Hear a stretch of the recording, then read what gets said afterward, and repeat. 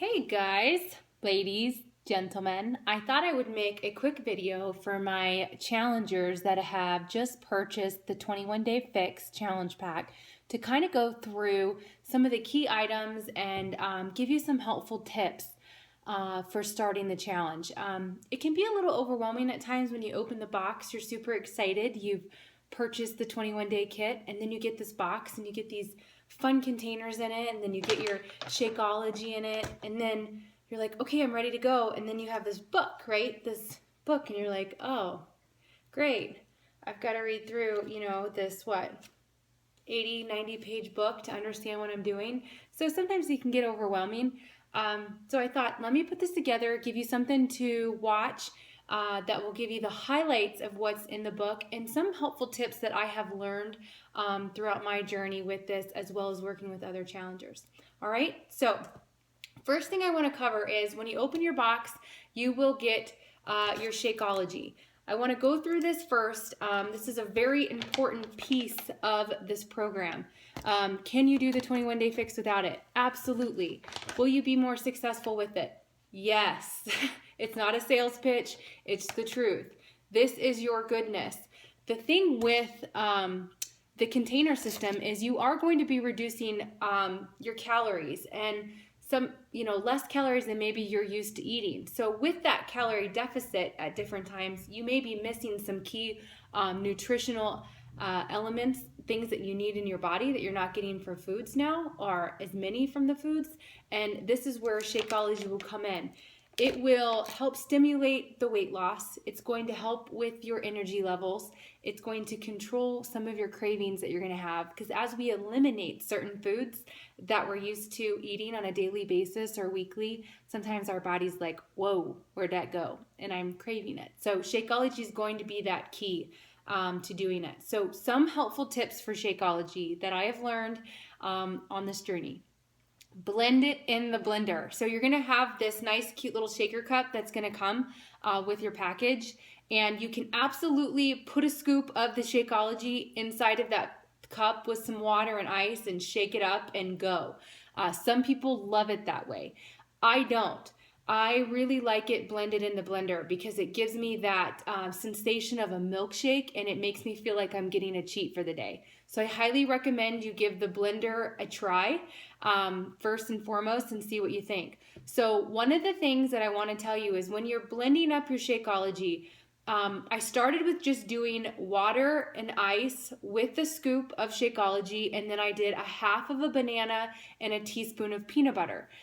We're going to go into some of the containers and teaspoons later on, but that is my absolute favorite shake, whether it's vanilla or chocolate flavored or even strawberry. I go with a teaspoon of peanut butter. I go with 4 ounces of unsweetened almond milk, 8 ounces of water, half a banana. I throw some spinach in there and ice and go. And it's awesome every single day, and I love it, and I literally look forward to it. Okay, so that's Shakeology.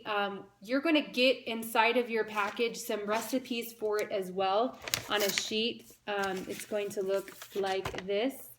Experiment, use them. It's super fun. There's all kinds of great recipes that they give with your flavor, so you can absolutely give it a try. I like to stay with what I know works, and that's why I stay with the same one, and I'm very timid to try the different ones because I don't want to be let down just because I love my chocolate, banana, peanut butter. So anyway, give those a try. Highly recommend it, especially if you're someone that needs change. All right, the next thing. When you get your book, right, some of the important things that you need to take a look at first and foremost is you've got to figure out your caloric level. So you know how many containers you get to eat per day. Very important. You're going to take your current weight. So the first thing you're going to do is you're going to weigh yourself. Then you're going to times 11 and you're going to get your caloric baseline. There's a nice little chart for how to do the math in here. You're then going to find out what your caloric baseline is plus 400, and that gives you what your caloric needs are each day to keep going. Then you're going to do your caloric needs minus 750, and that's going to give you your target range. That is important because what that does is it takes you to this page, which gives you your caloric chart. So based on your range that you need to function each day, 1,200 to 1,499 is the first bracket. That tells you how many containers you get to eat per day. So for instance, I was in the first bracket when I started. So I knew that I was able to eat 3 green containers, 2 purple, 4 red, 2 yellow, 1 blue, and 1 orange. And then I got 2 teaspoons per day. And you need to measure your teaspoons, believe it or not. So let's talk about what goes in these containers. What's great is that in the book, you're going to be told, all right, for your green containers, they're going to give you a list of all the vegetables that can go in your green. So before long, you're going to know green is your veggies, purple are your fruits, red is all your proteins, yellow is your yummy carbs. I only get 2 of them a day. And your blues are your nuts and your cheeses. And then your little oranges, same thing, there's seeds and dressings. So you will learn that, and it will give you a breakdown of what you can have. Now, something to note, the top is the list or the items that are the best for you. So they want you to kind of stay towards the top. However, you're given this range of all the different things that you can have in those containers so that you have options. So at the bottom is sprouts. So sprouts is the least nutritional option for the veggies. I mean, maybe you like sprouts. I'm not a huge fan. If I only get 3 greens a day, I ain't filling it with sprouts. I'll tell you that much. It's spinach or broccoli or whatever. So same thing with the purples. They mix down your berries, you get pear, grapefruit. So basically what you're going to do is you're going to measure out, okay, so if I get 2 fruits a day, for instance, I'm going to measure out all my strawberries in here, and you can mix it. You could do blueberries and strawberries. So that's important to know how many containers you get per day, because that's going to go into your meal planning. And this is what you're going to use to portion everything. So I think I've told you before when you're talking about this, you're no longer really counting calories. It's going to be colors. So you're going to know every day how many of a certain thing I can get. So the next thing I want to talk to you about is water. Water is going to be super important on this challenge. It is important that you are drinking at least half of your body weight in ounces per day. I know when I started this, water was my biggest challenge. I'm not a huge water drinker. It wasn't that I don't like water. I just never thought about how much water I needed to consume and how good it was for my body. Now I aim for 1 gallon a day. If you can drink 1 gallon a day, you're rocking. But at a minimum, I want you to track half of your body weight in ounces. It's very important that you do it. It's important to find a system that's going to work for you for tracking this. For me, getting the gallon jug, labeling an hour, by 8 o'clock have this much done, by 10 o'clock this much, helps me say, okay, this is where I'm at with water. Some people get a water bottle, like a homemade one, and they put colors on it. So they take off, after they've drank 20 ounces, they take off a hairband color, something like that. So whatever method works for you to track your water, I want you to do that. There's also apps on your phone that you can get for water. So 8 ounces, done. Another thing is spices. I really want you to pay attention. Some people have, when they start this journey, they're already fully educated and aware of clean eating and what that means. So they're already cooking with coconut oils or extra virgin olive oils. They don't use a lot of spices that have salt in them. They're not using white flour. They're staying away from processed foods. But for others, this is brand new to them. So what's important, a lot of people have fallen victim to, they're following all the containers each day, they're following the food choices. However, when they're going to cook those, they're adding their normal spices on the rack, and it's killing them because they're holding on to all that salt. So folks don't know how much salt is in our homemade seasonings. So in the book, there are pre-made salt recipes, not salt, spice recipes that you can use. So if you want a lot of spice on your food, I love spice, and I've gotten better at not needing a lot, but some people really want to spice up their meals and make them taste better, especially if you're cooking for a whole family. I highly recommend you take a look at here and you see the spices, the mixed spices that they make, and make a couple of them so that when you're meal prepping, you have those available. But be aware, stay away from salt. No table salt when you're on this diet. If you want to use salt, which you can, stick to sea salt or pink Himalayan salt. We have gotten rid of salt in our house and it's all pink Himalayan. I love it. Now it's just what we use and nobody knows the difference. So highly suggested. Another thing is you're going to have cravings, especially when you're eliminating things from your diet and you haven't been a super clean eater. And I know with me, things are mental at times. So I run into, I'm not hungry.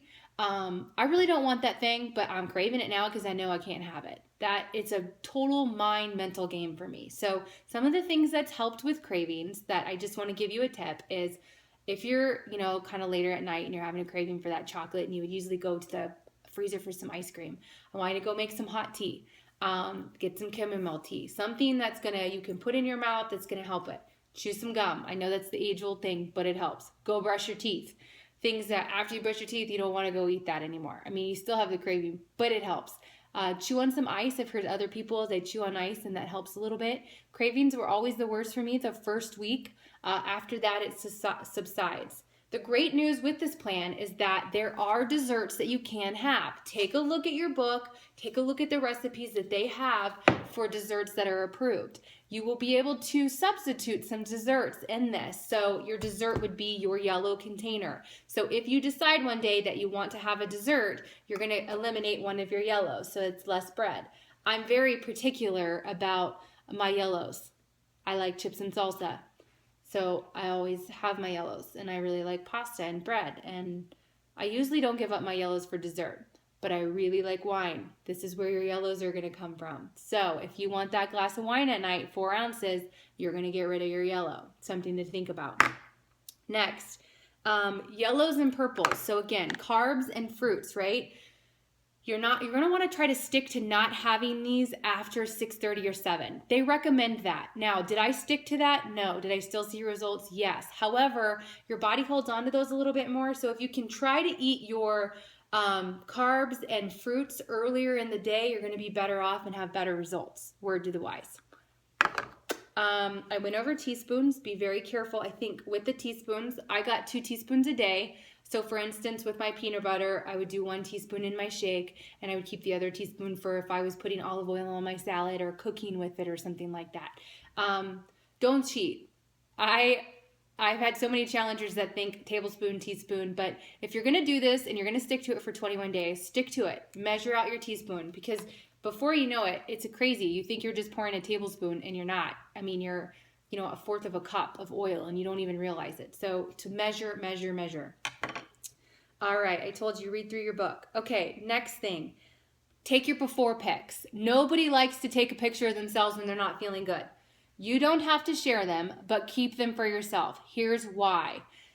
A lot of times you will weigh before you start and you will take your inches. And at the end of the 21 days, we'll check in each week. But at the end of the 21 days, you'll see, okay, I've dropped a couple pounds or I've dropped this many inches total.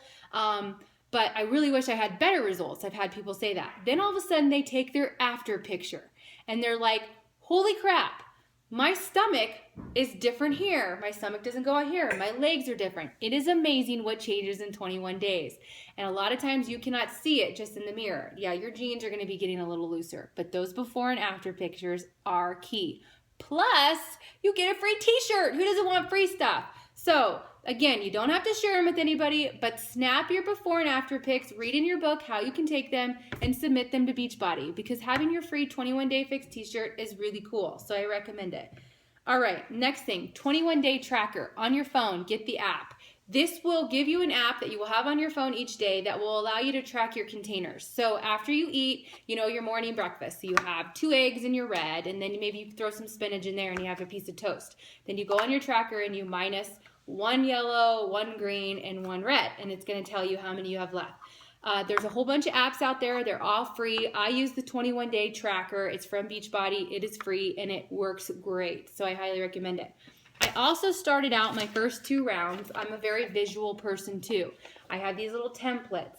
I would each day write what I was having for breakfast, and I would cross them out. That helped me, and I was really excited at the end of each day to complete it. So I did the app and did the super anal, but it worked. And sometimes you need to do things like this, and you can get creative and use markers, whatever works for you. But those are some little tips. Let's see. Balancing out your containers. That was another thing that really helped me. I said, all right, you don't want to eat all your containers in 3 meals and be done at 4 o'clock in the afternoon. You may need some at night. So I try to stick to like 5 meals a day. So I do my breakfast, I do a snack, I do a lunch, another snack, and a dinner. So make sure when you're meal prepping, you kind of balance out so you have some, like a green and a little bit of a blue to do hummus and some carrots for a snack. It's really helpful. Don't skip the workouts. You have 7 workouts, 30 minutes each day. That's all you got to dedicate yourself to is 30 minutes. So get in your mind now for 21 days. You're going to wake up every day and you're going to work out. I don't know what time works for you. You got to pick what works in your schedule the best. For me, it's getting up earlier and getting the time in. Because if I don't, the day goes on, especially as moms, we get through our day, we're tired at the end, and the last thing I want to do is go work out when I got to make dinner. So we get up and we get it done, and it works for us. So find out what works for you and make sure you can stick to it. All right, the next thing is Pinterest. Pinterest is my best friend. I'm sure it's a lot of your guys's too. There is tons of 21-day recipes on Pinterest. When you're doing your prepping, please go through Pinterest, find 21-day meal prepping ideas and recipes, and it will be a lifesaver because that way you can come up with recipes that the family will love. The way to make this work is have the support from your family. You can't make your own self something and then have to make the family something different. The thing about this program is it can be a lifestyle change. You're not going to get to the end of 21 days and be like, I am a model. My body is perfect. I am ready to go. No, this is going to start what you need. You're going to get to the end of 21 days. You're going to have some great changes and you're going to be motivated. You're going to feel better. But the lessons you're learning during this program is something that you can take and implement in your everyday life. So getting those recipes will be key and crucial to getting your family to kind of eating like that too. Clearly, your little one doesn't need to eat their greens out of this, but it helps. Please listen.